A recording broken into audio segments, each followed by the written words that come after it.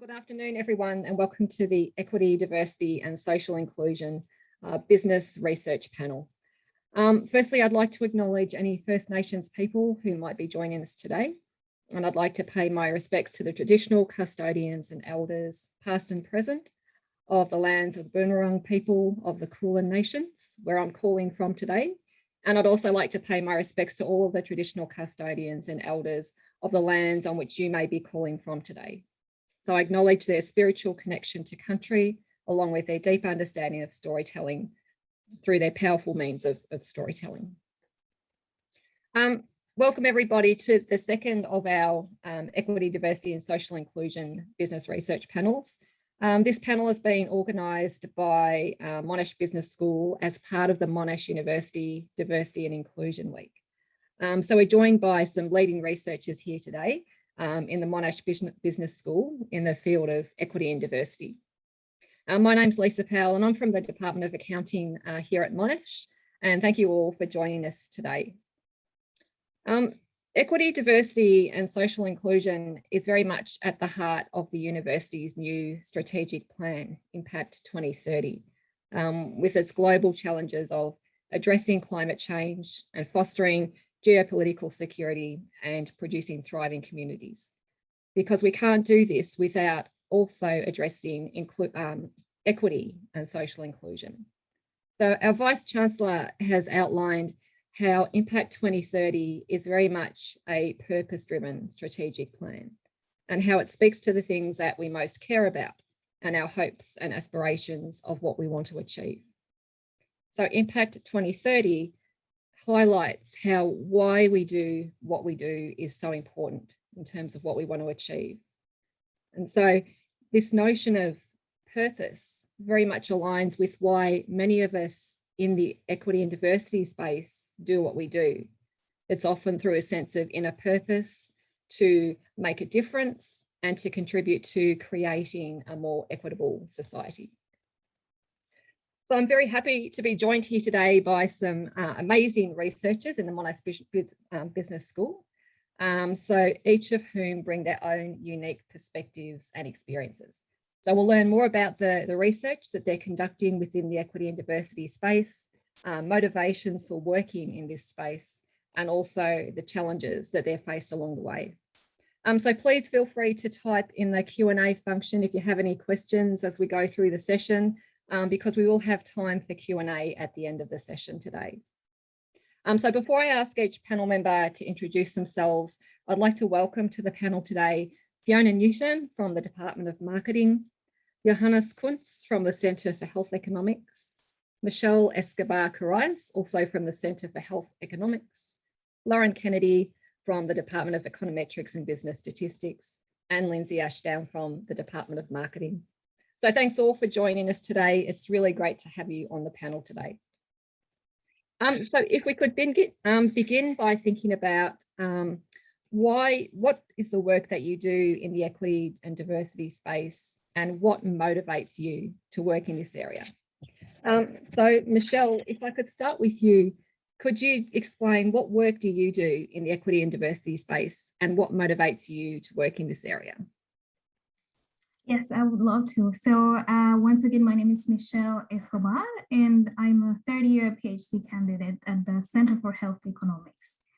And I think generally my research focuses on how environmental shocks affect the health and the well-being of vulnerable populations in developing countries.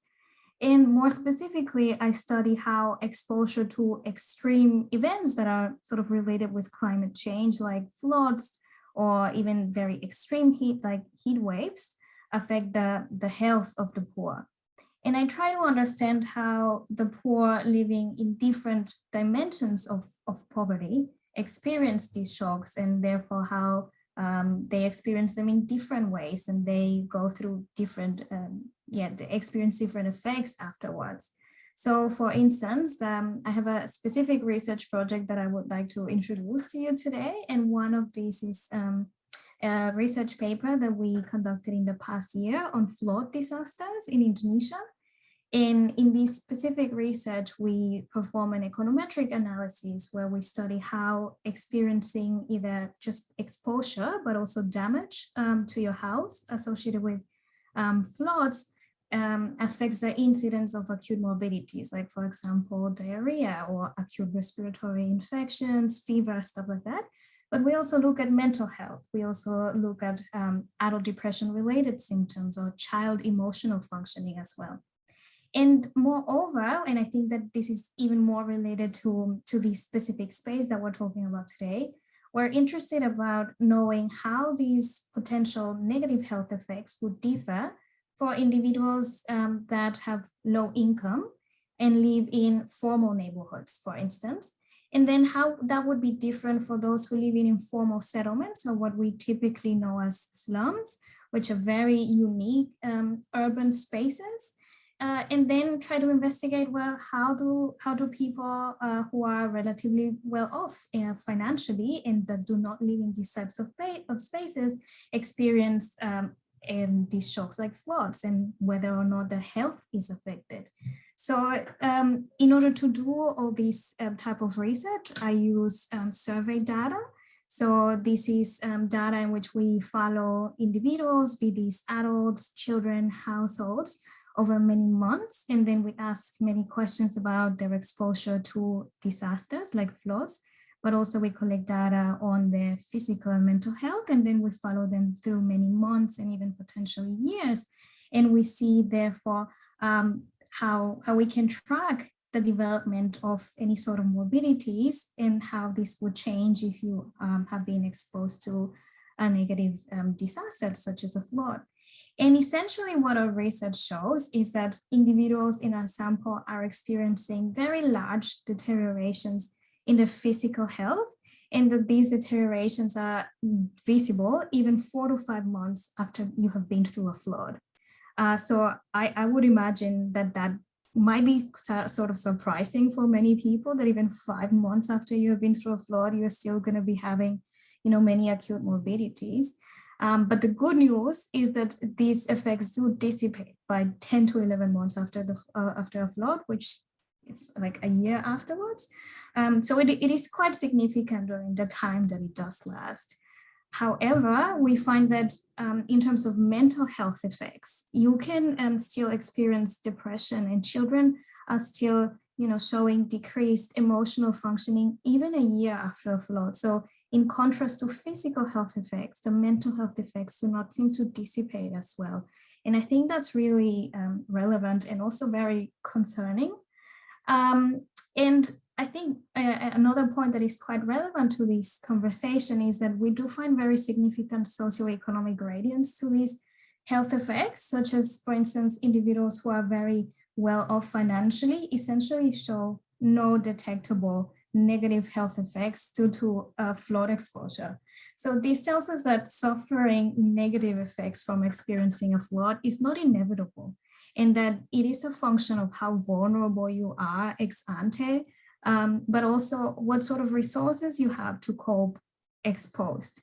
And I think ultimately this research is very important for two different areas that I'm very passionate about. One is environmental research, because I think we're all more and more aware that climate change is a huge ongoing public health threat, but it's also very close to my heart in the vulnerability space, because it tells us that specific populations are going to be suffering more from the effects of climate change. And I think it's just going to increase inequities that already exist between people.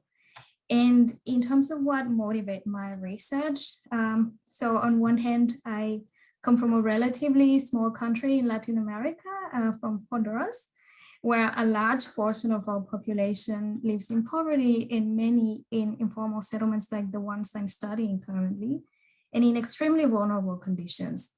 So I have witnessed and experienced in the flesh what it means to go through a flood, what it means to lose everything, and that sense of helplessness that it creates in you. And so I've grown to know that, hurricane season, for example, it's something that's going to happen every single year for many of these people, and that, they have to prepare for these. But I think it's also very powerful and positive just to be able to be part of this research space where I can help and contribute to knowledge of, how to prepare and how these, in combination with international cooperation, for instance, and just very solid research, can help a country and communities to cope when these shocks occur. Because I think at this point, it's not a matter of if it will happen, but when it happens. And it's not only in developing countries and in these sort of very poor populations, but I think the last months have already told us that this is going to happen in developed countries as well. So yeah, that's pretty much it in a nutshell. Thanks so much, Michelle. And that's so important, such important work. And I think, you've really highlighted the connection between climate change and issues of equity, and how climate change does not affect people equitably. So we need to consider these issues of equity and social inclusion, as well as these broader global challenges. Thanks so much. Lindsay, if I could turn to you next, could you tell us a bit more about your research and what motivates you to work in this space? Absolutely. Thank you very much, Lisa. I'm just going to share some slides just to lead us through as I speak here. And give me one moment. Okay, so thank you very much. So obviously I'm Lindsay. I am a PhD student in my second year in the Department of Management. So my work's looking at LGBTQI+ experiences at work, and more broadly how diverse gender and sexualities are impacting the workplace experience. So I thought to speak here today that a good place to start would be where I've been and where I'm going. So my work started in my honours in 2019. I was looking at how gay men experience the transition between education and the workplace, and what do they draw upon to construct a professional identity, and when we're living in a world that's kind of constructed around heteronormativity and masculinity as an assumed norm or preferred identity in the workplace. But when I was doing this research, something that I came up a lot with was when I was trying to find participants, or when I was trying to find organizations to work with, they kept asking the question, where's the rest of the LGBTQIA+ community? So when I came to my PhD research, I asked myself the question, how do we understand these identities, and how do we understand these workplace experiences? Or as I've put on the screen here, what about the rest of the LGBTQI+ community? So that led me to the research in the area, which has started to show that certain identities, especially beyond the identities of gay and lesbian people, are quite invisible or rendered unresearched within the current literature that we have. So for example, here I put 3 different examples up on the screen of different research areas and different identities that haven't had much research. So I've highlighted here work from Calvert, O'Toole and Hardwick, where they say that the lack of research into diverse identities such as bisexuality, and queer identities is lacking here. But it also, so that's looking at kind of the sexuality side, but also gender, if you look at queer identities in the gender space as well. But then when we look at O'Shea's work, you also see that people that identify as non-binary, people that identify as trans, are also experiencing a number of issues at work, but also the research is very limited in itself. And I think it's really interesting to acknowledge here what's being said by Monroe, Hines, and Osborne, which is that this invisibility that we're seeing in this area of research is actually creating some significant issues, as identities such as these are being rendered invisible, and identities such as bisexuality in this example are being perceived as inferior, unworthy of discussion, or even non-existent because they're not being studied in the research. So that kind of led me to where I'm at now, which is looking at the workplace experiences of LGBTQIA+ people, and asking the question of how does identifying with one of these identities impact the workplace experience? How do we understand the identities of LGBTQIA+ people as a whole, or in particular people that identify as BTQI+, if their identities aren't being researched, if they're not being seen at work within the research we're doing? So to do this, I've turned to queer theory, which is an interdisciplinary theory which looks at resisting and challenging and kind of overcoming the existing structures we have in society that normalize heterosexuality and cisgender identities as the norm. So I think I kind of want to give a bit of an idea here of both what queer theory is and why I'm using it in my work, but in particular why in the management area it's being used. So when we look at queer theory in the management area, two of the key aspects we see is the identifying and questioning of heteronormative structures, and then the possibilities that exist within that to resist it and dismantle the structures of categories in particular through what we call queering. So for anyone that's not quite sure, which I'm sure most people are, but some people won't be, heteronormativity is the representation of binary structures in society, which are upheld through privileging and ascribing normative statuses to heterosexuality and to cisgender identities as the normative group. And this also comes at the expense of other LGBTQI+ identities, which I have in here. And how we do that in queer theory is that we take this idea of queering, which is unsettling complacencies, making something strange and forcing thought. So in my research, what I'm using queer theory to do is to question these assumptions that are being made, to question the categories that we are labeling people with within society, and questioning how we understand LGBTQIA+ people in the workplace. Because one of the issues we're seeing is that there is a lot of research out there, in particular around gay men, and although not the same amount, there is a lot more research proportionately for lesbian identities at work as well, compared to that of BTQI+ people.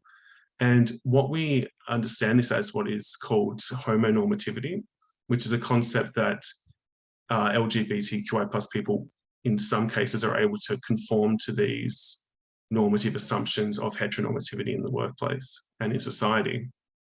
And so the question I'm kind of wanting to find out here is that how do we understand identities that are being rendered invisible? How do we understand people that are being rendered as let's call the othered other within the community, if there's no research being done, or very little research, I should say, being done around these identities, and if these people are being rendered as an othered group within the LGBTQIA+ community, which is already a very much othered group. So I'm at a very interesting point in my research right now where I've kind of got this theoretical base, and I've got some ideas around what I want to find, what I want to look into and what I want to understand. And I'm looking at queer methodologies, which is a really interesting point that I haven't put on here, but I'd love to talk about more if anyone has a question later, because queer theory is a anti-foundationalist and anti-normative theory. So it's kind of challenging the mainstream perceptions of research and knowledge and how we see the world. And it very much comes through to how we do the research as well. So we take this idea of queering and we queer the methodologies, the methods, and the ways of thinking around our research.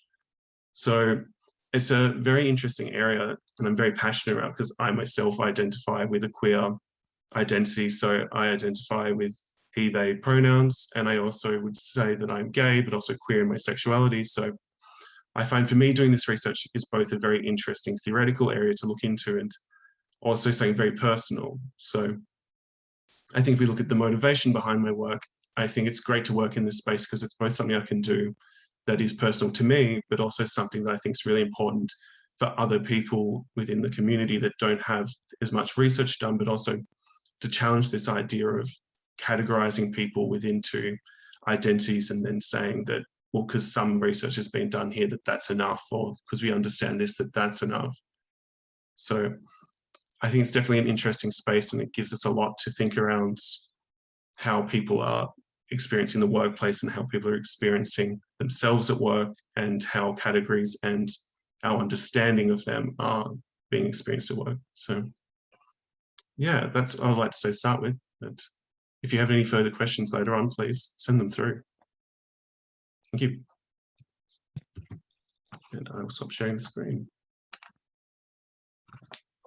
Thanks so much, Lindsay, for sharing your work. I think this is quite unique in the business context. Certainly there's been a lot of research in terms of the binary form of gender, but less so the gender spectrum and the sexuality spectrum, and within that spectrum, so going beyond L and G within that community. So fantastic work. Thanks so much, Lindsay. Lauren, if I could ask you the same questions now too, would you mind sharing some of your work and what motivates you to undertake this work? Yeah, of course. Thank you so much for having me, everyone. So my name's Lauren. I'm a lecturer here at EBS, so Econometrics and Business Statistics. So my work is maybe a little different from the other panelists. So I work mostly with statistical methods. So I think a lot about how we can use statistics to make the claims that we'd like to claim about the world. And in particular, I work in survey statistics. So I guess some people might think of statistics as kind of being sort of separated away from the sort of big important problems. We're sort of sitting around with some math and some code and trying to work things out. But my work and sort of the work of survey statisticians really focus on how we can ensure all people in society are represented. So particularly represented in statistics and social statistics, in official statistics. And these are things that often really govern how our lives run. They govern how resources are allocated in society. They govern how we decide on policies and whether we don't decide on policies. They help us to understand the experience of people outside of our circles. So the way we do our research and the methods that we use, we sort of look at our samples. So we have surveys and our sample surveys, and we've had some examples of these. And we look to see what sort of people are participating in our surveys. And one of the things that I think is kind of universally true is it's not random. So if you're looking at the population, not everyone has an equal probability of being in a survey, in any given survey. There are certain people who just tend to be more represented. And often I've found that these people tend to be the people who hold more power in society anyway. So we know that's true, and so we try and adjust for it. So we create these methods called weights, or I do a lot of modeling-based methods. And the way these work is we look at our sample and we look at who's responded, and we create these weights that help us sort of adjust our sample so it looks more representative of the population. So to do that, we have to know some things about the population, right? So specifically, we have to know the number of people in different age groups, the number of people who live in different cities. And we also have to know that in our surveys, right? It's much easier to know things in our surveys because we control what we measure often. So this is all well and good, and sort of it seems very simple in theory. But we noticed that surveys were changing a little bit how they measure gender. And specifically, they were measuring gender. And then they were sort of moving to measuring gender with more than just two options, right? So this is kind of something that society slowly moved towards. So nowadays, if you get a survey, you wouldn't really expect to just have gender being measured with just male or female. You would expect to have at least a third option, if not an open text response, or more diversity in how you can respond. And so this is exciting, right? Because it means more people have their voices and their experiences represented. It's a very good thing. But it creates this really weird statistical challenge because we often look at the counts of gender, right? And we look at how many of different types of genders are responding in our sample. And what we want to do is match them to the population so that we can create those adjustments and make sure we're very representative on the population level. The challenge is we don't know in the population. And the reason for this is that the census often doesn't measure gender, it measures this thing called sex. And sex and gender are different constructs. So sex refers to biological attributes, and it's primarily associated with physiological features, including chromosomes, gene expression, hormone levels, and function and reproductive sexual anatomy. Whereas gender is the socially constructed roles, behaviors, expressions, and identities of girls, women, boys, men, and gender diverse people. It influences how people perceive themselves and each other, how they act and interact, and the distribution of power and resources in society. So that's a quote from the Canadian Institute of Health Research. So you can see why we're starting to measure gender more in our surveys, but we still have this problem of how do we make this adjustment? And so some censuses are helping us because they're starting to measure both. They're measuring sex and gender. So for example, the Canadian census and the UK most recent census have both moved to measuring both. But other censuses, other countries have decided not to. So for example, the US still measures sex. And in fact, in 2021, the Australian census did not collect information on gender, but only on sex. Although they did allow 3 options, male, female, and a non-binary sex category. So our work focuses on sort of a very practical lens of what do we do, right? How do we do this? And it's particularly, how do we respect the people who've given us their time and their experiences and their data? How do we respect them in our analyses, whilst also maintaining the things that statisticians really care about, like reducing bias and sort of making sure our estimates aren't too noisy and things like that. So I guess, like, if you're looking for a key takeaway, there wasn't one, because it's going to be very dependent on the scenario and the survey and the data that's being used. But it was, what we did do is kind of work with a sociologist who was an expert on this, who could kind of contribute to the ethical considerations, and we could talk about the statistical considerations. And together we wrote an article, or a preprint at this point, to help us and to help others understand the complexities, and these are deep complex issues that go into this, so that we can make decisions that are not ad hoc, that are respectful of our participants, right, of our survey respondents, and that also give people the confidence that they're not ruining their statistical fidelity as well. So I guess in terms of what motivates me, so I care very deeply about making sure that everyone has a voice in society, and I see my work as the opportunity to do that. I work with a very large survey of poverty in New York City, and we're actually implementing some of these methods and using this sort of discussion to help us to make the decisions we need to make for this survey. And so it's really impactful for me to see it being played out and to know that everyone has good interests at heart, right? And they just sort of need that framework to help work through them. So yeah, I guess that's kind of what excites me most. Thanks so much, Lauren, for sharing your work and your motivations for working in that area. And I think, you made a really good point about respecting people who complete these surveys, because representation matters, and people need to see that they have a sense of belonging and see that their identity is being represented. So really important.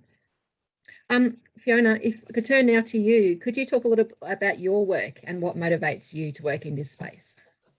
Thanks, Lisa.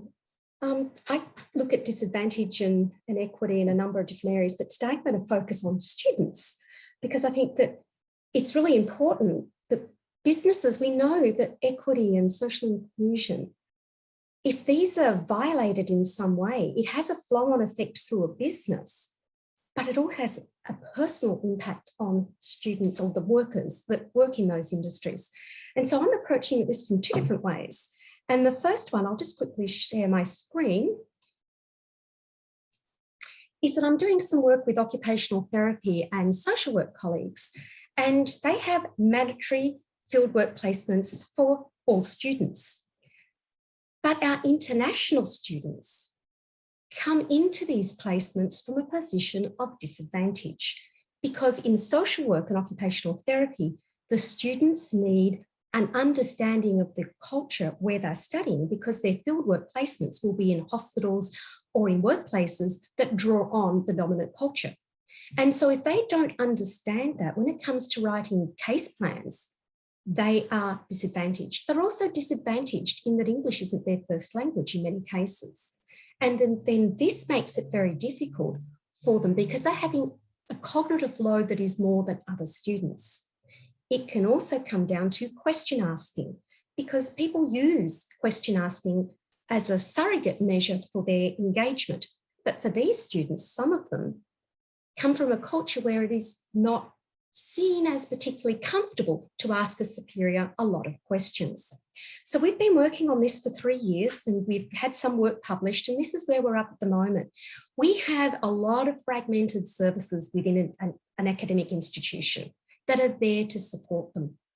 But what happens is that we don't really understand how the student experiences those resources and how they evaluate or appraise them, what's in it for them. And what we found in our research is that we have a problem in that some of the very foundational generic programs that are available to them, they're not using, because for them, there's no direct contact or linkage in their minds to their fieldwork placement. So what we've been doing is we've been talking to fieldwork supervisors and to international students and coming up with a resource ecosystem that focuses on how do we present these resources in a way that is aligned to their values and their benefits and their needs that they are seeking, and in a way that will resonate with them. And what we're hoping through doing this is that we will be able to better communicate the value that they could receive from using all of these resources in a particular hierarchical way, so that they go from the generic cultural understanding and develop that and then go more into their discipline. And then we've been able to identify the need for negotiation when they're actually in the fieldwork, that they can negotiate a better understanding of their cultural background with their supervisor. So that's the first part. It's a different way of looking at equity of access. And this one is more about positioning things in their mind and providing them with a means to get the support that will help dissipate their disadvantage they've been experiencing. And the other research that I've been doing for quite some time now is around how do we better help our students in an undergraduate program to understand the nexus that can happen when disadvantage or inequitable access to resources happens in a workplace. What's the flow-on effect? Do they actually understand that? Do they actually understand social inclusion in a way that's really going to help them carry on the skills that they build at an undergraduate level into their workplaces? So I've been looking at this for a number of years in different ways. And it's interesting to think that it depends very much on how we want to approach this in teaching. Implicitly, we have the capacity as educators to signal to students lots of different things in culture that then will make them feel empowered and feel comfortable in our learning environment. So that's where I began 10 years ago, because I was teaching into programs in South Africa, Malaysia, and in Australia. And I began with thinking, how do I make these students feel comfortable? So I could embed cultural examples into the lecture examples and into the tutorial activities that would help them to see that they were present in the class activities, that they were represented. And then I came to thinking, well, that wasn't quite enough. What I had the capacity, we all have the capacity to use ourselves to model best practice for equity, inclusion, diversity. And so I began to think about narrative storytelling to really help them to expand the lens through which they saw the world. Very, very few students over the years, and I teach in marketing, could really think about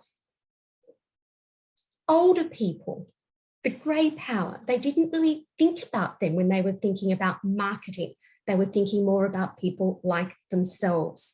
So I was able to role model to them through these narrative storytelling about the lives of different age groups, different cultures, people of different ethnic backgrounds, and people with different needs. Maybe disability was where I began. And so what I found then was the students were reflecting back to us that they were taking that on board. And this was implicit learning. I never attached assessment to it. I just showed them. Whenever I had a theory, whenever I had something to do, I would always use some example that represented a different group or a different aspect of culture. And then I kind of began to think we can go a step further here. And I began to research in the use of explicit learning. So how could I use storytelling and how could I embed this that would get them to then start to reflect that what would happen if there were failures in practice? What would actually happen if somebody wasn't included in a workplace or in a service environment for marketing? There might be a service failure around somebody excluding somebody. And the example that we've been using for a while now is Cece, a woman in a wheelchair. She's a high-powered forensic accountant, and she's in a workplace where she can't, in a service environment where she's unable to access a change room because they're using it for storage.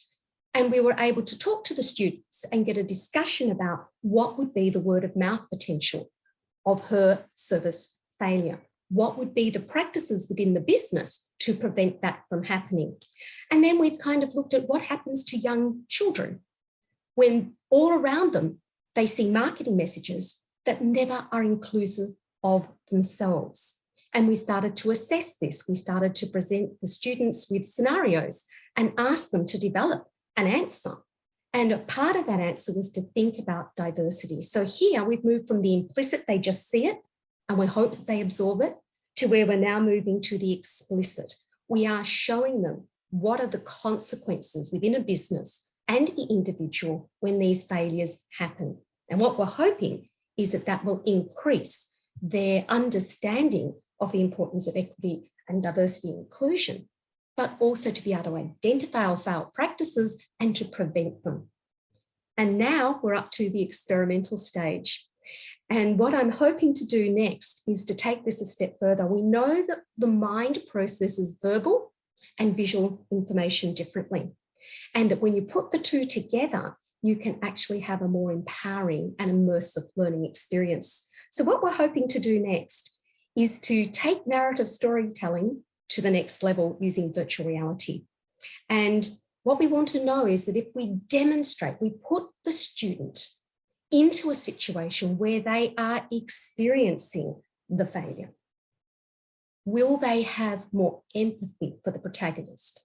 Will they have more understanding of the need for equity, diversity, and social inclusion practices within the workplace? Because we know from the research literature, particularly in management, that businesses are really worried about this, and there's often a reluctance to engage fully. It's more like a grudge purchase. I have to do it because it's part of my workplace.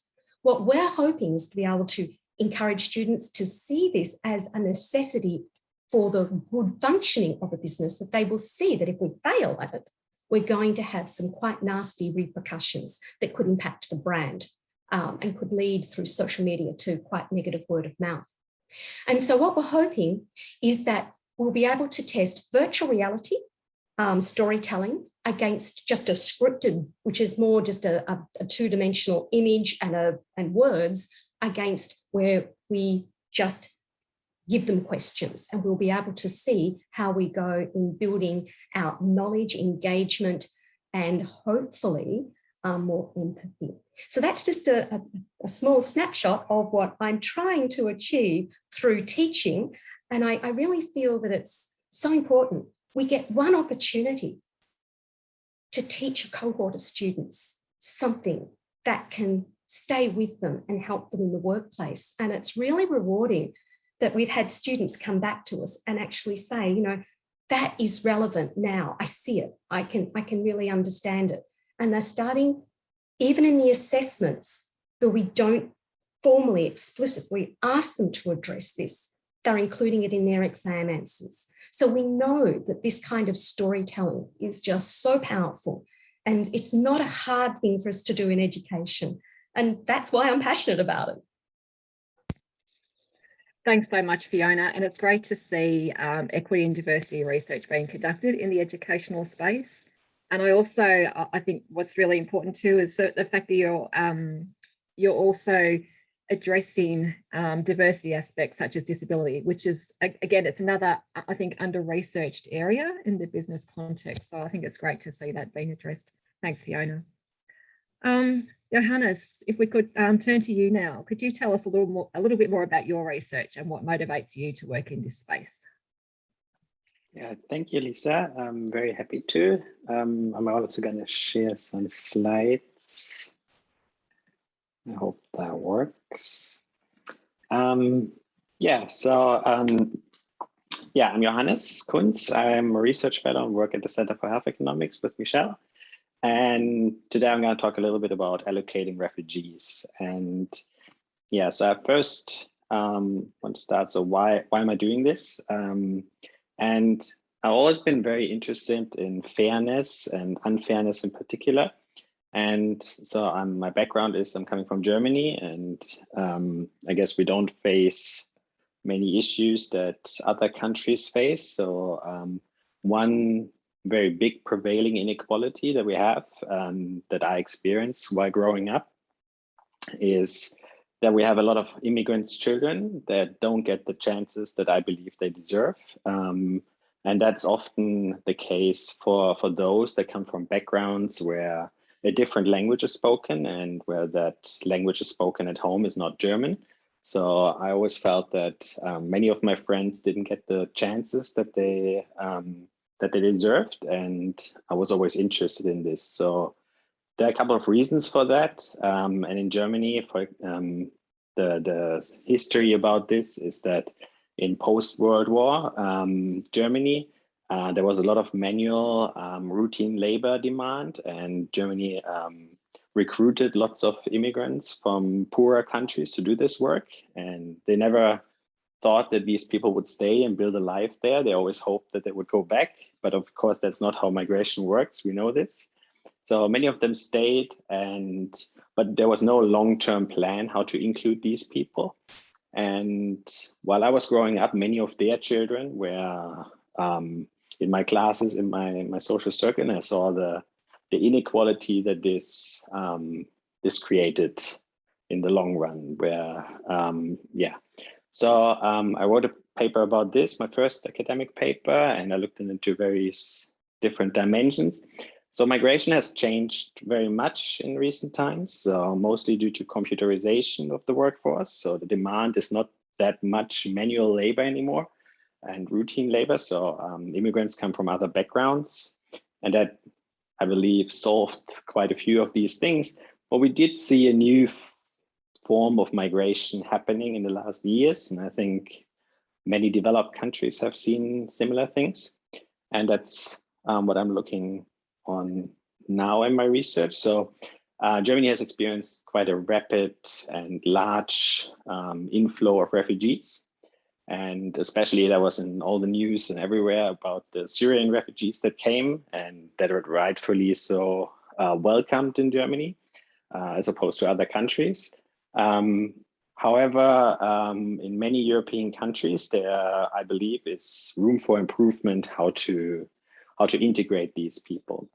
And I think it's too late to wait until the children that are born. So I'm mostly interested in the children of the incoming generation.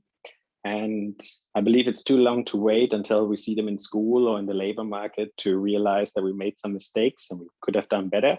So in economics, it has become very common, and so look at child health child health at birth as a very early indicator whether there are any issues arising in the integration of these new arrivals into our societies. And as I said, I was mostly interested in language skills and how that shapes the chances the second generation gets. And we found a very interesting case study where we can study this. And so in Switzerland, there's the country is separated. If you don't know Switzerland, it's on the left here, on the right from your side, I guess. And so there's 3 different language areas in Switzerland. So there's a blue, which is French, there's green, which is Italian, and the rest is German. And Switzerland draws a lot of refugees from Northern Africa or Central Africa, where again, you see the blue and the dark, so the two types of blue, and the greens, which is French or Italian speaking. Now, Switzerland has a very strict allocation of refugees, so they're randomly allocated across the country. So we have an ideal experiment to learn something about the language effects on to the second generation. And we're doing this in this paper. So we got merged the full refugee register. So everybody's entering and where they've been allocated to, with the outcomes of, or any birth outcomes that happen to this cohort. And we do see quite stark differences where the French do much better in the middle part here in the French regions, and the Italians do much better in the Italian region. So that's perhaps not surprising, but it's really hard to show in any other data set. And we believe that this is a clear indication that the way the Swiss government is allocating these refugees isn't optimal. So we could do much better for these children that are born in less good health or with smaller birth weight,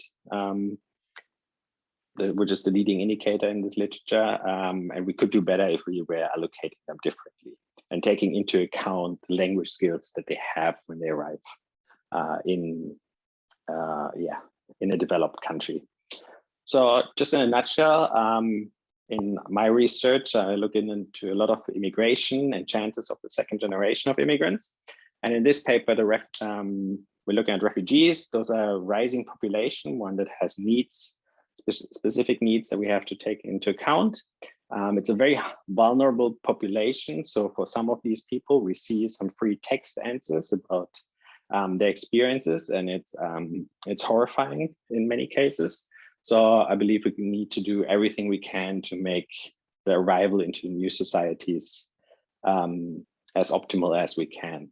And we can't just close our eyes and just think these people are going to leave again. It's not how migration works. We've seen it over and over again. So it's really a necessity to take things into account. So also because I believe that we need to have targeted and evidence-based allocation, where we assess what works and what doesn't, and not just say we do this randomly because that's fair. Sometimes that's not fair. Okay, yeah, that's all of my research. So if you're interested, we are all very trained to scan QR codes. If you want to see my paper, you can just take a picture, and yeah, happy to talk more about it later.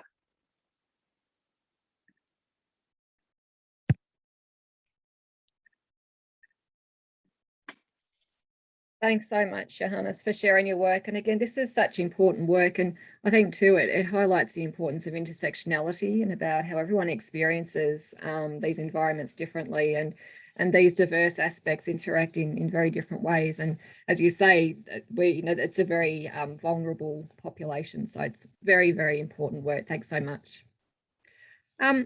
If we could think now about what it means to you to work in the equity, diversity and social inclusion space.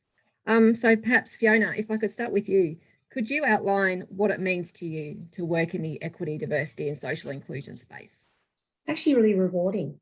I think it means that you are using this opportunity, which is amazing, as an academic with the freedom to choose what you study, and also as an educator. So with both hats on, for me, it's very meaning making.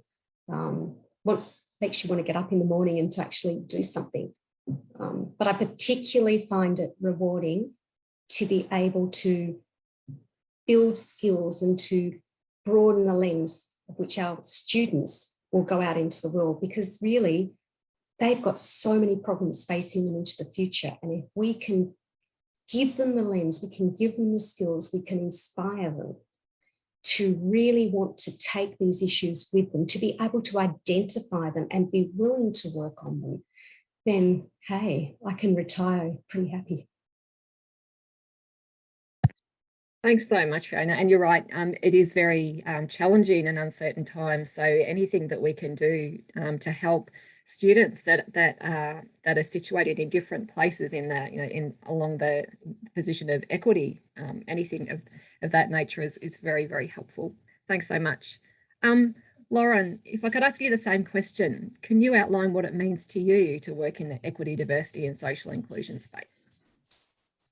Yeah, it's funny, right? Because I don't really see myself as working in that space, right? Like it's this central part of research to care about representation, and then it just flows from that. And I think maybe, like, I've been thinking about this question a lot since you sort of told us you'd be asking it, and I think like that's not a bad thing. At first, I felt really bad, like I shouldn't be on the panel, and then I thought it's probably not a bad thing if we have a lot of people who feel like they've like encompassed it into their day-to-day research. That's probably a really awesome thing, and probably something that, you know, Fiona would sort of, it reminds me of sort of what Fiona was talking about. It becomes part of your way of doing research, not a thing that you do.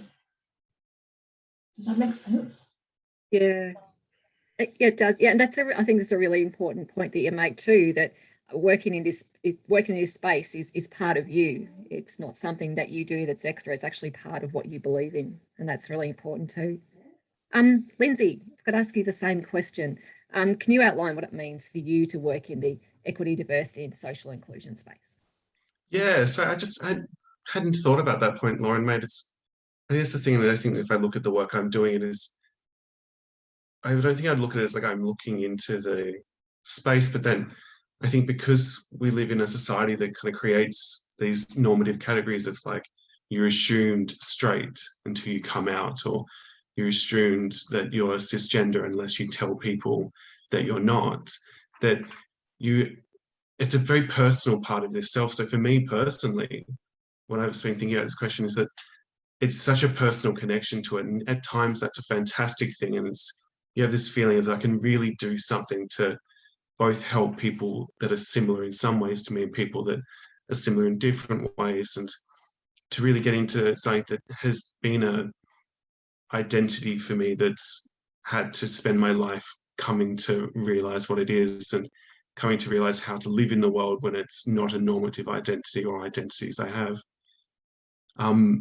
But to kind of think about that, I wouldn't sit around all day and think, well, I'm working in the equity, diversity, and social inclusion space, because maybe the social inclusion part's something that I'm definitely fighting towards with my research, but it's not something that in my head, when I think about myself or people that I want to study and work with, that it's not something that's abnormal like the research shows that society sees me and other people like me as. So I think, yeah, just to think about this space and working in it, it's definitely a question of bringing visibility to LGBTQIA plus people, but also it's just that opportunity to interact and connect with sexuality and gender in a conversation that's not being had all the time, and it's not something that people are talking about in normal, I should say, conversations. So yeah, that personal connection for me is everything in the research, even though hearing Lauren say it's not something that you're always sitting back thinking, oh, I'm working in this space and this is what I'm doing, because it's not abnormal to me. But everything I'm doing says that society sees what I'm doing as abnormal or outside of the norm. So yeah, it's very interesting. Thanks so much, Lindsay. And I think you made a really important point there too about the personal connection. If you're working in the equity and diversity space and you have experienced a form of discrimination or oppression, then you're very familiar with how important equity and diversity research is, definitely. If I could move to the next question, and thinking about the challenges of working in this space. Michelle, if I could ask you, what do you think are the biggest challenges for you working in the equity and diversity space? I think it's something very similar to probably what all others would experience, which is access to data.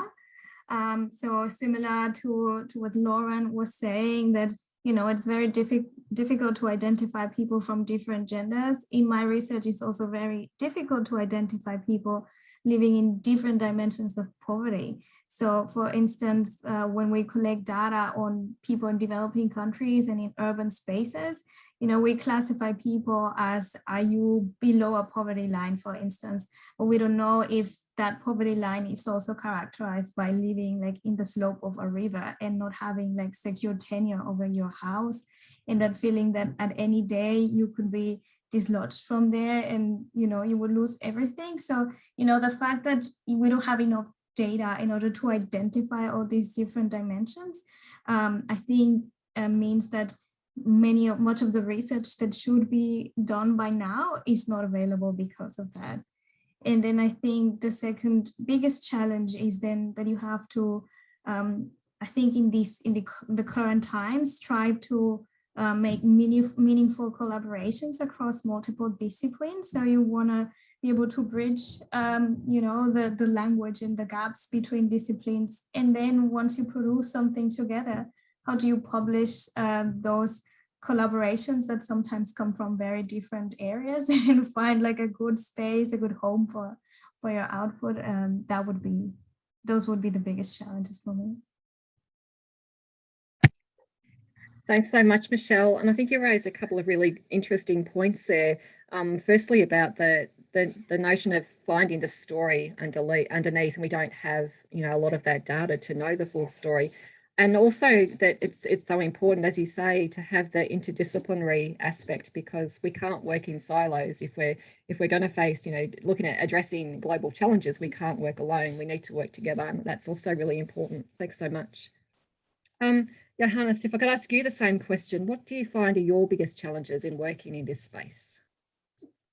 Yeah, I pretty much have the same answer as Michelle. It's really, I guess one defining feature of this inclusion is that it's in some sense smaller population groups that face this, that hasn't been mainstream in some levels. So it's really hard to find data sets that are large enough to, as Lauren studies, right, the random sampling, it's really hard to catch these people. So I'm incredibly grateful that the Swiss government opened up the data and let us merge the full refugee register with the birth register.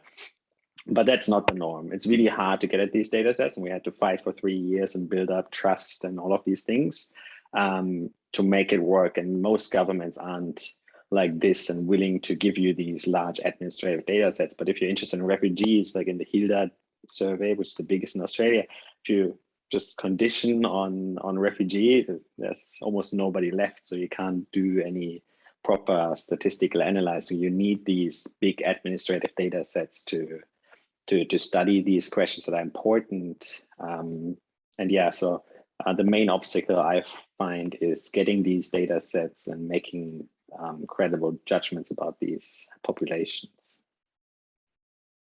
Thanks so much, Johannes. I think you highlight an important point there. When we're working in the equity and diversity space, we often feel a sense of urgency, and it can be hard when we see that change is so slow. If I could move on and think about, what advice would you give to others who might be interested in working in the equity and diversity space? So asking all of you now, perhaps Fiona, if I could start with you, what advice would you give to others? Start small. Think of a space that aligns with your research interests. There's pretty much often an opportunity to add this in. I do a lot of health research, and so there's often a way of looking at the data through the lens of who are the most disadvantaged and ethically what's happening to them in these circumstances. So I've been able to carve out parts to look at it, but go for it. Find a gap in the literature. And there's so many different creative ways to approach this. And I think pair up with someone that has experience. Yeah, those are my. Thanks, Fiona. Thanks so much for that advice. I think great idea is definitely pairing up with someone too who has experience. Lindsay, could I ask you the same question? What advice would you give others looking to work in this space? Yeah, when you first posed this question and I was thinking about it before today, I was a bit like, I'm only in my second year of my PhD. I haven't actually published any of my research I'm doing yet. And I'm like, I was kind of sitting around, I was like, I feel a bit like an imposter, like giving advice, but I kind of thought about it and I was like, well, I've been in this research space looking at this area of topic area, so looking at LGBTQI plus A plus people for 3 years nearly now. And I was like thinking about it and I was like, the only thing I can think that would be for me and for what I would say is, don't be afraid of including that personal aspect. Don't be afraid of doing something that's going to be very close to you, your identity, your heart, what you are interested in. Because when it came to me starting my honours 3 years ago, I was like, what can I look at? What can I do? What area of the literature am I going to look at here in management? And I was like, bring it back to me, but narcissistically, I guess. But I think it also gives you that aspect of, by having the personal, although it's something that sometimes in research is very much frowned upon as keep it out, kind of keep that researcher bias out. I think that if you include and acknowledge that aspect of self that's coming into the research, there's a lot of benefits to it. There's the space you can create by understanding the people that you are researching and researching with, and understanding the environment in which you're researching. So it's not just down to seeing research participants as someone who you're looking at and trying to understand, but it's actually that emotional connection and that personal connection of understanding how have they grown up and why is this kind of environment being thrust upon them, or are they living within? And what impact does that have on them? So I think there's definitely some benefits to having that personal, as well as acknowledging your own role within that, not just having yourself blindly thrown in there and just being like, that's fine, but also acknowledging this is where I'm coming from. These are the assumptions I bring into my research.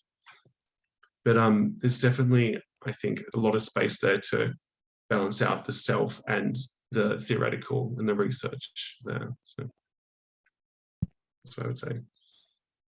Thanks so much, Lindsay. And I think, definitely that's an important point about thinking about what's personal to you. What do you feel connected with? What are you passionate about? Which we quite often are in this space. Johannes, could I ask you the same question? What advice would you give to others looking to work in this space? Yeah, I would just say do it. I think also the time is right. I think if you've been I think it would have been much harder 10, 15 years ago, but looking at the at least economic literature that I know a bit, I think there's quite a taste for it now to understand these issues better. I think 10 years ago, you would have just said, oh, I restrict my sample to males 30 to 50. And, nobody would have thought about this. Nowadays, you got to face questions about why, and, rightfully so. And also, if you find credible data that allows you to talk about these issues, I think there's a taste for it. So go for it. Thanks so much, Johannes, and very good advice there too. Just go for it. Lauren, the same question to you. What advice would you give to others looking to work in this space? Yeah, so the first thing that jumped to my mind was that Twitter is an amazing resource. It feels funny to say that, but you hear from so many different people who have so many different research areas and personal lived experiences that freely share on Twitter with the hope of educating people, right? And with the hope of having more diversity of experience. And so I think if you can, although it can be very overwhelming when you first sort of use it as a platform, hearing and being grateful for those experiences that people willingly share, and the knowledge that people willingly share is such a powerful resource. I think for me, that actually was one of the things that drove my research, right? Following people on Twitter who are, transgender or maybe don't identify as a binary gender, sort of talking about their experiences with surveys and how crazy some of the things that they're asked are, really helped me be aware of this as an issue. And so that when it came up for us, you have the that's not right voice come up in your head.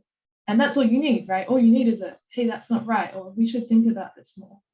And that's kind of the door to sort of working on it and finding collaborators who know more than you can contribute. I think for data scientists and for folks who work with numbers, kind of like me, I think I would recommend that you sort of never forget that those numbers represent people and lives and experiences. And we're so privileged to be exposed to those lives and experiences, even though they're just numbers, right? And I think as long as you remember that, you keep that respect. And that's where, for me, a lot of this sort of work and these thoughts and motivation comes from. Thanks so much, Lauren, and really, really important point you made there, that numbers are people, and we need to think about the people behind those numbers. Thanks so much. And Michelle also. Michelle, what advice would you give to others working in this space? I would say be persistent, because yes, there's many challenges, but I'm pretty convinced that there's nothing that you can't overcome if you push for a long enough time and strong enough. And also, as Lindsay says, is like if you have a personal connection to what you're researching, then it's easier to be persistent over time. And I think as well, maybe I'm not the best millennial to be talking about it, but there's, you know, we talk about how limited data is, but as Lauren says, there's so much like big data from social media.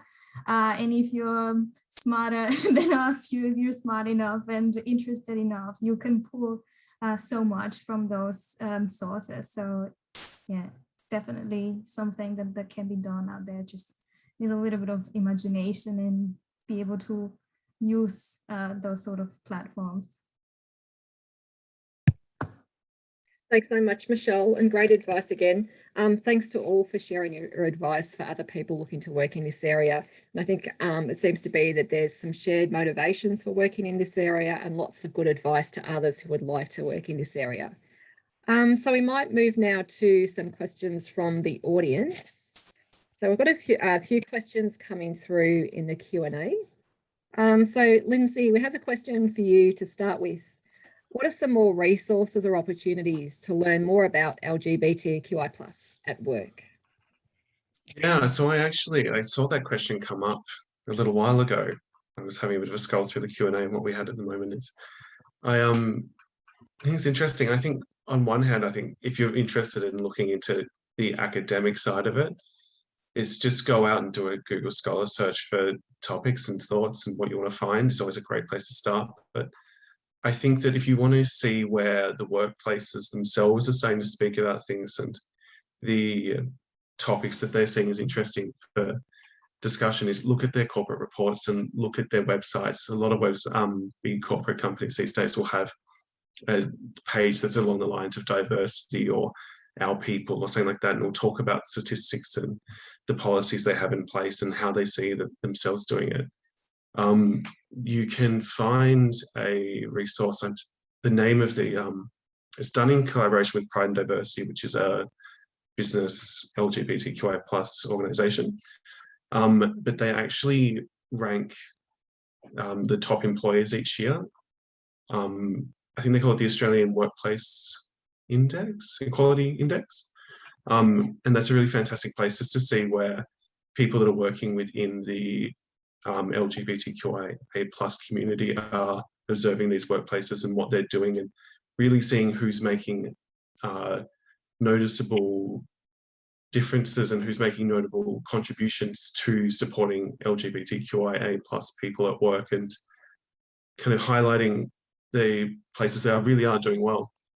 But yeah, there's so many different places. If you just literally jump on the internet and Google LGBTQIA+, insert something, you will always find something. But yeah, my mind is trying to just draw myself to the best ones, but I definitely would say Pride and Diversity is a great place to start, because they do a lot of work with business and the LGBTQIA+ community. And just jump into the literature as well. There's some really interesting stuff in there, and some really interesting topics that have been discussed, and as I kind of said, a lot of interesting things that still need to be discussed as well. Definitely. Thanks so much, Lindsay. And following on from that, we have another question too. Would you say that queer theory is intrinsically anarchist or reformative? And how does this inform your perspective on what changes should occur in workplaces and similar institutions? Yeah, I saw this one too. And that was something that I got a little smile when I saw it, because I have a little note I keep next to myself when I'm writing to remind me of some of the key principles of queer theory and what queer theory is and what queer theory is trying to achieve. And I wouldn't say that it's anarchist. I don't think that queer theory is trying to say that we have a structure and we just shouldn't. It's trying to say that the normalized structures we have shouldn't privilege certain groups over others.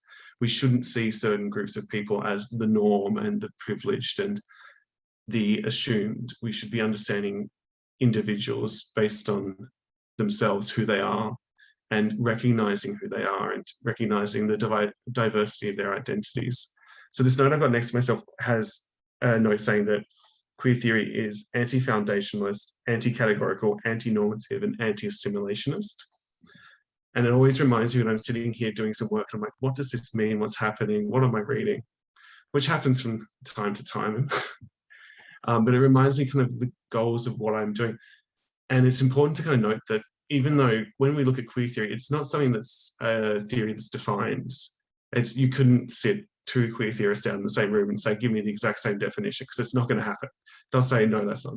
Those aspects of queer theory that are commonly coming up, but they're not always the same. But I wouldn't say it's anarchist. I would just say that especially that anti-categorical focus is such an important aspect for me in my work and how I see queer theory, because if we understand the LGBTQIA+ community as a single categorized group, that as I came up with in my honours research was saying, well, we want to see the whole community, not just the gay, which is what I was looking at the time. It's grouping people together into one homogenized identity in one group. But even within each of those letters, there's so much diversity. I don't like to say that I identify as non-binary because I don't see there being one non-binary identity. I would say that I identify with a non-binary identity because you can't say that two people that identify as non-binary are the same, that they experience gender the same. And I think it's important with any identity that if we look at the community and say, well, they're just one group, they're the queer community, put them together, they're done. It's very much solidifying these categories that although a community of people with a shared number of experiences, it's limiting the understanding of the individual and the individual's experiences because of their gender or sexuality. So yeah, I think it's very important. Thanks so much, Lindsay, and completely agree with your responses in regards to queer theory and also the importance of this, absolutely. We have a question now to Lauren. So hi, Lauren, loved your talk. May I ask about to what extent free-form responses are being used to guide standardisation of questions which are being asked in the census or other surveys, or is it more from the focus groups community consultation? And how in general do you think this is being done and how could it be improved? That's a great question. So I quickly grabbed up, so you may not know this, but a lot of census bureaus, almost all of them, write very, very long technical papers that personally I think are fascinating, but not everyone might agree with that one. So the Canadian census actually documents how they came about this development of questions of sex at birth and gender, which is that sort of chosen way of measuring both things and ensuring both things are covered. And so they talk about, and I'll quickly summarize because I think it's really a very good example of statisticians sort of going out and saying we don't know everything, right? So they started with consultations and focus groups with members of the transgender community and non-binary individuals as well to get better understandings of the concepts and issues. They then created qualitative tests. So this is like they write the questions that they might like to use and then they send them to people and ask, what did you think? How did you feel answering these? Do you think it represented you? Do you think you weren't represented? Do you, how does this sort of, what are your thoughts as you do this? So they sent that to both members of transgender, non-binary folks and cisgender folks, so they get the full group. They get full coverage of everyone who might be affected. And then they publish standards, right, of how they use that to publish standards. So they're very much focused on working with communities and getting, representation of voices, right, which is exciting. I know the other part of the question was about those free response options being used to guide categorical responses.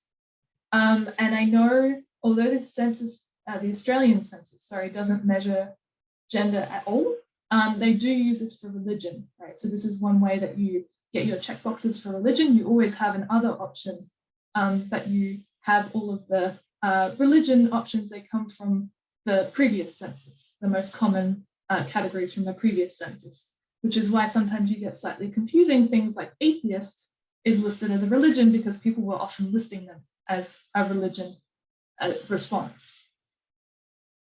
In terms of like what I think we could do better, one of the things that I would really love to see is more discussion of the data side of things. So we talk about free response being a really great way of letting people represent themselves the way they want to be represented, which is fantastic and awesome and definitely something we should aspire towards. But there's this other side of it where we have to protect people. And if people have responded freely and with very fine categories and we release that data, then there's a risk of privacy and there's a risk of being identified, which we don't want to risk that, right? Without people knowing and being very aware that that's a potential risk. And so oftentimes we end up categorizing the data before release anyway. And so I think what would be really amazing would be if we just communicated people when we ask these questions about how we're going to protect their data and what we're going to do. And if they had a choice, like, we want you to be able to express how you would like to be categorized, I guess, if we have to, give a label to you. But, if we're going to sort of break it down into 3 or 4 groups, which group would you like to be in, right? And sort of like giving people the power to choose how they want to be represented rather than having the statistician sort of going, well, we can't do it like this. Like, people are pretty smart. They're going to understand the challenges, and it shows that we care. And I think that enables people more and it gives them more power in themselves. It's my 2 cents. Thanks so much, Lauren. We've got a question coming through in the chat box from Vicky. Fiona, perhaps if you'd like to answer this one, how do you think your research best informs implementing practices and potential policies in the workplace, particularly due to differing organisational cultures? That's a great question. I'm going to take the one I'm doing with occupational therapy and social work. Each of them approach the training of students for fieldwork placements a little bit differently. And in fiscally constrained situations like we're in at the moment, it makes sense to start to zoom out a little bit and to say, which of these resources, what do the students seeking that could be done together? And that's one of the recommendations from our research, is that there are benefits to be held or to be had from thinking about what are the benefits students are seeking, what are the resources, and is there an added latent benefit that's been previously hidden from joining them together, because then there's cross-disciplinary capacity for them to learn from each other, and they need that cross-disciplinary capacity going forward into the workplace. So that's a fairly contentious issue, because within the literature of supports for students, it's typically you keep it as close to the discipline as possible. So that's the tension that we've got there. The research findings suggest something. Whether the workplace culture is open to accepting that remains to be seen, and that's okay. There needs to be checks and balances and more research done to see if there are negative implications. But that would be one. And then from the students within the classrooms, that has a lot of implication in terms of educational policy. Chief examiners of units within discipline areas do have quite a lot of autonomy, which is great.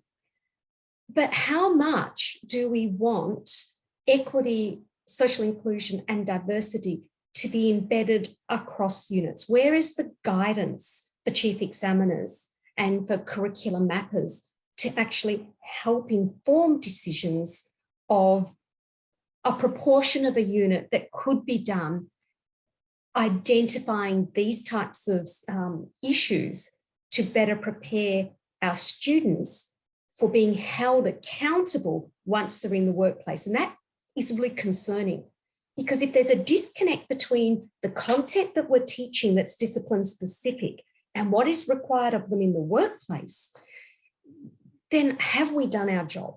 And that's one of the implications from asking this kind of research and from looking at it, is that we start a discourse. And that discourse is really important. You know, it's great to have autonomy as a chief examiner, but we need to be seeing that within the issue that we can't just be embedding equity and social inclusion and diversity into an HR management unit. It has to sit, because it's an issue in the workplace that infects everybody and the individual that goes home with it. So it makes sense that we are drawing the synergies as they learn. And so that's the tension then between the research, which suggests that's needed, and a workplace culture that maybe is still at a different stage. I hope that answers the question. It's a tension and it's an issue of discourse. Yeah, it does. Absolutely. Thanks so much, Fiona. Johannes, there's a question that's come in for you in the Q&A. How do you see your research output comprehensively reaching the people behind the numbers? Yeah, I guess we all can just hope that this happens at some point. I mean, I guess we all do our work and try to do the best job we can in analyzing in the most credible and convincing way these things. Whether they actually in the end reach policymakers, I guess we just can hope. I do believe that showing that the children are affected is hopefully changing some people's minds. I hope that once or if Europe decides to centrally allocate refugees, which I really truly hope that this is going to happen at some point, rather than I think the current state isn't going to last, or hopefully it's not going to last for much longer. And then taking these things into account. And especially more generally, maybe as this language thing is perhaps not only unique to Switzerland, but it's not everywhere the case, but just evaluating these things on a continuous basis, seeing what needs these refugees have, these to-be mothers find obstacles they find. So yeah, I hope that can help the next ones arriving, that somebody's going to think maybe we can do this better. And if we don't do it better, then we're going to pay the price for a very long time, because yeah, I hope that it's convincing enough. But thank you for that question. It's a great question. Thanks so much, Johannes. And yeah, absolutely great question. Michelle, we have a question from you that's come in. How can findings from a developing country context apply to a country like Australia? Thanks, Lisa. So I think this sort of research can inform what we do here in Australia or in the US, in Europe in two different ways. So I think one aspect is we have to stop thinking about, you know, climate-related shocks like floods or heat waves as, you know, they put it in the news as like once in a century event. And, you know, it's sad, but it's sort of funny, because I think it's very clear by now that they are not, you know, that they are going to become very frequent. And that's the reality that occurs in developing countries. It's something that people go through every single year, sometimes twice or three times every year. And I think if we start thinking about that in Australia and prepare as we do now for bushfire season, for example, you know, it's not going to caught us red-handed, and, you know, we're going to be able to be prepared.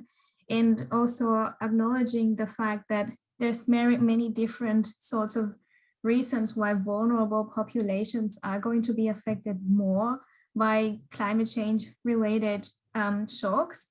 That's something that can definitely inform how we prepare so that these people are also, you know, not disproportionately affected once these shocks occur here, because at this point, I don't think it's a matter of if, but when. So yeah, I think that's what we can learn from developing countries research. Thanks so much, Michelle. And that was another fantastic question. Just one last question for all panelists. And if you could answer briefly within, so 30 seconds, what's the type of impact that you're having within your research? So perhaps if we start with Lindsay, so briefly, what's the type of impact that you're having with your research? So as I mentioned earlier, I haven't actually published anything yet. So a lot of my impact that I want to have is yet to come in the future, especially with the early stage of my career. But I like to think that when I look back at my honours work that I've done so far, and I had 6 participants in that study and they were hard to get, but to sit down for an hour or plus with each one and hear their stories and get them to share their life and what it's been like to go from education to work and to be that personal and open and be able to know that one day their stories will be hopefully published and people can read it and understand something about it. I think it's really powerful just to see that tiny impact from 6 people, and their stories shouldn't be represented how important they are and how amazing it is that they're willing to share it and kind of have that experience. So, Yeah. Thanks so much, Lindsay. Johannes, if we could ask the same question to you, what type of impact are you having with your research? Yeah, I mean, for ECRs, it's Lindsay. I mean, we're all just trying and hoping that somebody takes note of these things. I feel like that in the last 2-3 years, maybe there's been a much greater emphasis, but also interest in the media on credible research. And I think, the Monash Impact team, they're doing a great job trying to summarize, to getting our ideas and findings out. So every now and then the press calls, but it's, there could be more. Thanks so much, Johannes. Lauren, turning to you now. I don't think the press will ever call me, to be honest. It's something about like dreary statisticians. But like I think I've talked about these issues with other people, other survey statisticians who are working on surveys who kind of run into the same problem or want to talk about sort of measurement, which is not quite what I focused on, but sort of comes into it. And I think it's those little incremental changes that people want to talk about it, right? They have someone they know they can talk to, like that. I think eventually drips into making a bigger change. Thanks so much, Lauren. And Michelle, what are your thoughts? So I wish I could say it's having a huge impact, but I am, it's like 3rd year of the PhD, and I think by now the most I've accomplished is I managed to send like the manuscript of this paper I discussed today, and it's under review. So it's like a constant checking whether this thing passes or not, and knowing that whoever is doing research in the area thinks that this work is meaningful. It's a nerve-wracking thing, but also, trying to, I think as a student, you really have to try to take advantage of whatever we can in the current circumstances, so go to conferences and try to present your research as much as possible. And at some point, somebody's going to hear this and it's going to touch someone. And eventually, a policymaker might be there in the audience that they might think, oh, this makes sense, that, we should be investing in this. So that's the hope. Thanks so much, Michelle. And Fiona, final thoughts? 2 levels. One, impact would be if I move a student, if I get them to see something differently, if I expand their lens, if I empower a student. Impactful if they're taking that to the workplace. On the other level of research, I think it's starting a discourse. It's putting out the importance, the student, international students in fieldwork placement work. We've got one paper up. It started that dialogue. We can see it being read. With the one that you've just seen a little bit of, we're hopefully putting that out this year. It's about starting the dialogue of the need to reconceptualize how we deal with these issues in education. Thanks so much, Fiona. And we are just out of time, so please join me in thanking our panelists for today, Fiona, Michelle, Lauren, Johannes and Lindsay. Thanks so much for sharing your work, and it's wonderful to know that such important work is being conducted here within the Monash Business School. Just a reminder, there's a session running tomorrow at 12 o'clock. Carly Mullang is presenting on providing tips on finance and superannuation. So please register for that session if you haven't already. It should be a great session. Thanks everybody for joining us today, and we look forward to seeing you on campus again very soon. Thank you.